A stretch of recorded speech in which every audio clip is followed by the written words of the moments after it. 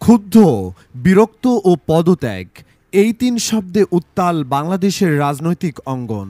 গত বৃহস্পতিবার ডক্টর মোহাম্মদ ইউনূসের প্রধান উপদেষ্টার পদ থেকে সরে দাঁড়ানোর ইঙ্গিত বাংলাদেশের রাজনৈতিক অঙ্গনে তীব্র উত্তেজনা ও বিভ্রান্তি সৃষ্টি করেছে। এ খবরে ভারতীয় মিডিয়া ও অভ্যুত্থানে পতিত ফ্যাসিবাদ শিবিরে উল্লাস প্রকাশ পেয়েছে। গণ অভ্যুত্থানে পক্ষের শক্তিগুলোর মধ্যে গভীর উদ্বেগ ও উৎকণ্ঠা দেখা দিয়েছে। ভারতের লক্ষ্য স্পষ্ট, বাংলাদেশে আধিপত্য পুনঃপ্রতিষ্ঠা এবং ইউনূসমুক্ত সরকার গঠন, যা ধীরে ধীরে বাস্তবায়িত হচ্ছে। 2024-এর অভূতপূর্ব গণ অভ্যুত্থানের মাধ্যমে ভারত 17 বছরের একচ্ছত্র নিয়ন্ত্রণ হারায়। এখন তারা নতুন ষড়যন্ত্রের মাধ্যমে ডক্টর ইউনূসের উপর চাপ সৃষ্টি করছে। অভিযোগ রয়েছে, দেশের কিছু রাজনীতিক, সেনাবাহিনীর একাংশ এবং সরকারের কিছু উপদেষ্টা ভারতের চক্করে জড়িয়ে পড়েছেন। ডক্টর ইউনূস পদত্যাগ করলে কি আবারও দিল্লির চক্করে পড়তে যাচ্ছে ঢাকা? কেন ও কি কারণে এমনটা বলা হচ্ছে?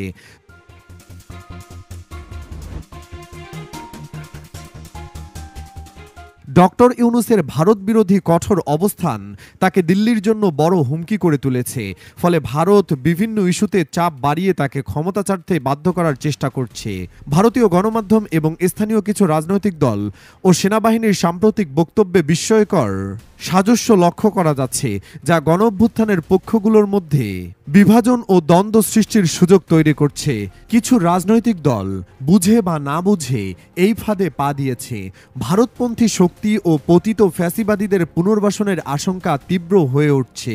ডক্টর ইউনূস তার অবস্থানে অনড় রয়েছেন। তিনি স্পষ্ট জানিয়েছেন, রাজনৈতিক দলগুলো সংস্কারের সহযোগিতার পরিবর্তে অরাজক পরিস্থিতি অব্যাহত রাখলে তিনি পদত্যাগ করবেন। তিনি দৈনন্দিন সরকারি কাজ চালিয়ে যাওয়ার পাশাপাশি রাজনৈতিক দলগুলোকে বিকল্প খুঁজতে বলেছেন।